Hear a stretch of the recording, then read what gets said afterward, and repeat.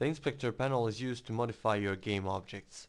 You can easily select an object by using the Scene tab, or you can use the Hierarchy tab, which lists out all of your game objects that are inside the scene. Once you have selected your game object, the inspector panel will list out all the options that are used for that current selected object. The first thing you'll see is the title of your object. You can easily change it to whatever you want. Now, once you have changed the value of the title, the hierarchy tab has been synchronized. It has changed also the name here as well. You can also change the title by using the hierarchy tab. So what you do is you select the object, then you click F2 button, then you write whatever you want here. So you select the target, then you click F2 button, then you change the value. Now if I type chains here, it also affects the inspector. Next to the title you have the static checkbox, which can be used for light mapping and navigation mesh baking. Under the title you have a tag option. This tag option is used to tag objects inside the scene, and this can be used later for scripting. Next to it you have a layer option.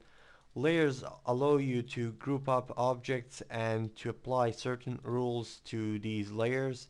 As an example of collision or lightning rules. Anything else that are under these options are the object components, such as transform component, animator component. Why I tell you this is because it means that that all of these objects do not have to have the same object component. The wall has different object components here. Jail bar has also different components. You can also see that these objects that are inside the scene, every object that is inside the scene has to have a transform component except the canvas here. It has rect transform component instead of transform component. Even the event system has the transform component. You can easily add another component by using this button here. You can find the list of the components here, and if you want you can type in the desired component you want to find in this bar here. Let's say 2D. Now it will list everything that is named 2D to the component list.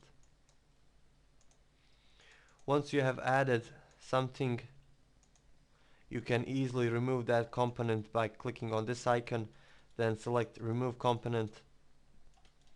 The transform component is used to change the position, rotation, and resize your object. You can change the position by dragging the letter here like this, or you can simply type in the value inside the box like this. That goes the same for rotation.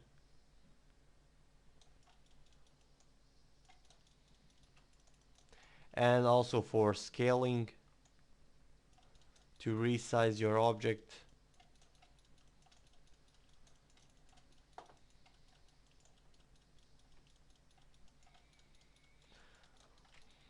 Another thing you'll use in the inspector panel is to drag some objects inside the scripts or components. To do it, you just drag a component like this with your mouse. Let's say it's an image variable that you want to put. You just drag the selected object inside the field. And sometimes it's annoying that when you want to drag something and instead of dragging you just select it, you can avoid that problem by locking the inspector panel. So you select the object that you want to modify, then you're going to click on this icon here. Now your inspector panel has been locked.